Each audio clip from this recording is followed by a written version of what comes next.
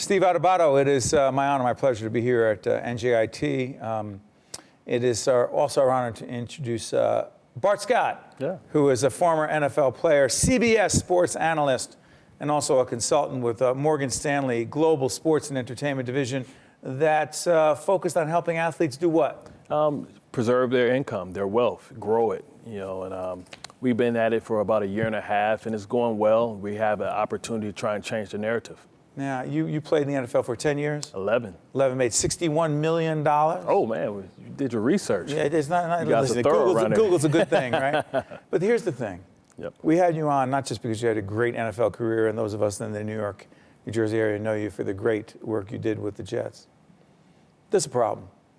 Describe how serious the problem of professional athletes, many of whom, and by the way, a study that was done by the folks over at Sports Illustrated, 60% of pro basketball players are broke after 5 years after they retire, right? 5 years after they're broke. Absolutely. How serious is the situation? Well, it's very serious because we're trying to change the narrative, and to do that, we have to educate the athlete so that they can make more informed decisions. If you know better, you do better. And we're on a college campus here, and you go to college so you can get educated, so you can make high percentage decisions.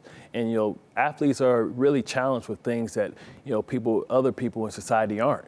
You can, and it's global sports and entertainment, because it's not just athletes, it's anybody that come into wealth at a young age. It's no book of how to invest your money, who to trust. Everybody's risk is different from my risk may be different from yours, and so we have to really focus on educating and getting a playbook. The great thing about athletes, everybody are coachable. All athletes are coachable. They want to be coached. They want to learn this stuff, but it's tough because you don't know who to trust. Someone says, all right, we're giving you $1 million signing bonus.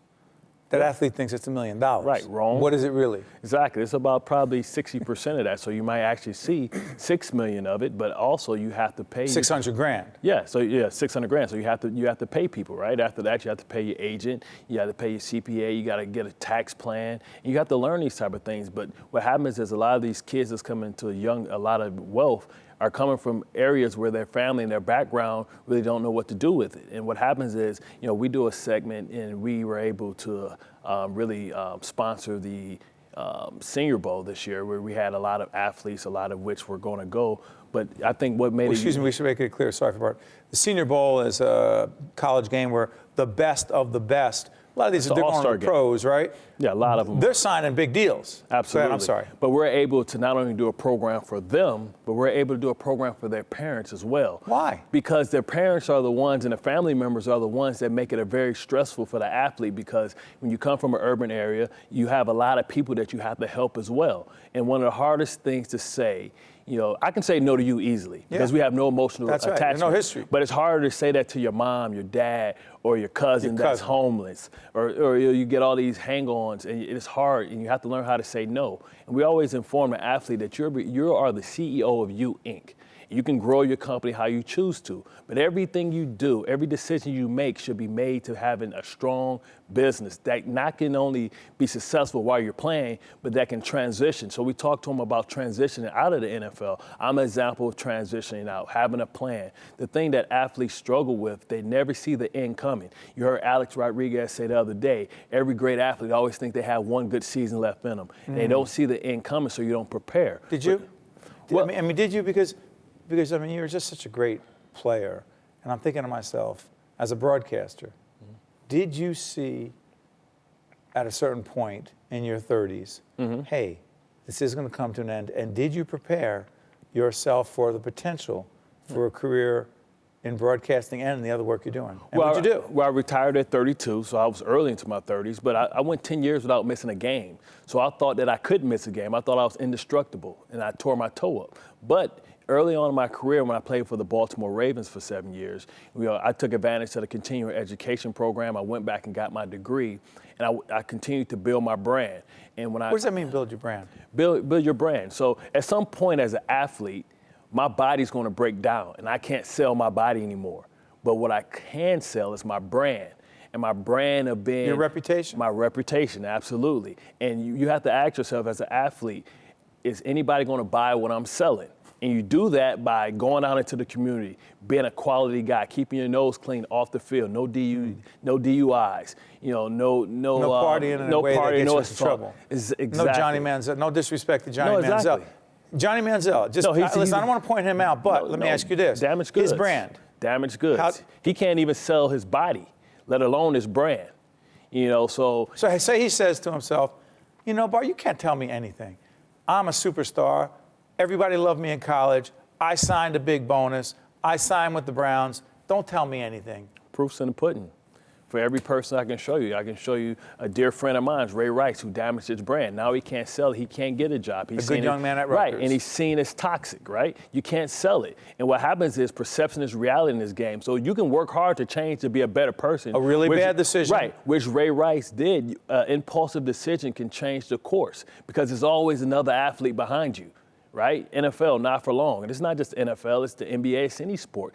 What happens as an athlete, you have to understand that you can be replaced. You can be replaced in an instant. So you have to prepare for that. You have to prepare for the transition because no matter what, whether you play 4 years, whether you play 7 years or 10 years or 20 years like Tom Brady, at some point you're going to have to transition. You're going to have to do something else with your life. And if you have a good brand, you have options, and that's what you want to buy. Because, I heard Joe Girardi.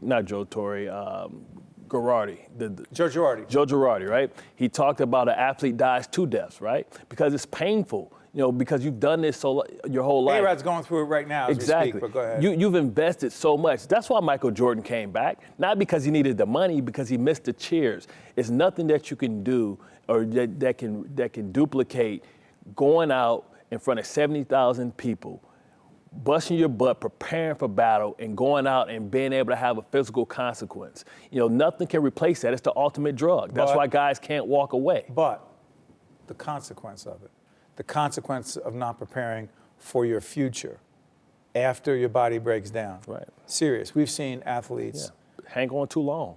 But they have not only no money, not only do they go broke, but they have serious financial problems. And then all of a sudden, they're into all kinds of things to try to make bad things happen. You have to take a risk. We talk about it, day one in our financial literacy program. We talk about that earning curve. Most people coming out of college, that earning curve, they go immediately into debt. An athlete, it spikes up. How do you make that curve extend and have longevity? How do you stretch that curve and make it longer and make it stay at this level before you dip down and go underneath? Well, you make great decisions. You have a financial playbook and you stick to the plan. You stick to the plan. You have to learn how to say no. Because at the end of the day, you're going to have to be the one that explains to your kids why they have to move out the house. And that's a tough conversation to have. You bring it largely to inner city kids? No, it's not just inner city kids. Not just. It's anybody, right? Because we all want wealth. We all want sustainable health. We all want to have a sustainable lifestyle, right? Why should I have a great lifestyle, 15, only during the time that I play and have to scale back? What happens is you get this elaborate, luxurious lifestyle and it's not sustainable. It's not sustainable because you didn't make it sustainable. Everybody has that retirement number, right? Yeah. So that you can have that number, that you can have the same quality of life. But you're going to have to work. Let me ask you this, though. Mm-hmm. You also talk about giving back. Oh, absolutely. Why? Because someone says, wait, hold on. You're telling me, Bart, I got to amass and attain and save, and now you're telling me I got to give back. I tell you what better way to build your brand, right? When you go, not only, the great thing about charity is it's beneficial in 2 ways. You have the charity part of charity, and then you have the networking and the business branding part of charity, right?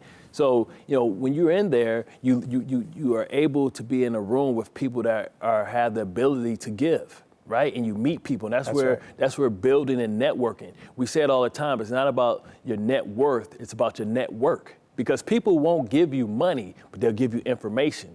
And when you're trying to transition and go to a different field, information is vital. I'm curious as to how you got so smart at this stuff, but I got to ask you this one. As a student of leadership, you've had to lead on the field. You lead off the field. The number one lesson. I remember, you remember you were a linebacker, mm-hmm. and you had to call all kinds of plays. You had to keep people in line or all around you, personalities. Number one lesson you learned about leadership in life and football is? Well, you have to be able to be a great listener, right? And you have to also, to be a great leader, you have to be a great follower. And you understand that, sometimes you may have to follow, sometimes you have to lead, but you have to be bold, you have to dare to be great, right? So you have to step out and you can't do what's popular, right? You have to do what's right. Mm. It's easy to do what's easy and follow the masses, but a leader stands up for what's right and what he believes in. You have to say, what do I stand for?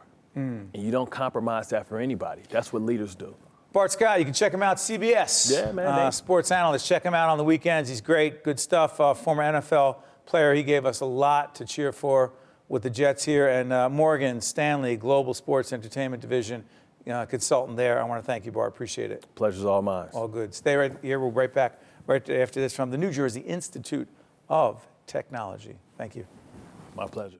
One-on-One with Steve Adubato has been a production of the CAUCUS Educational Corporation, celebrating over 25 years of broadcast excellence. Funding for this edition of One-on-One with Steve Adubato has been provided by Valley National Bank, Passaic County Community College, the Robert Wood Johnson Foundation, the Give Something Back Foundation, New Jersey Sharing Network, ShopRite Supermarkets, and by Choose New Jersey. Promotional support provided by Commerce Magazine.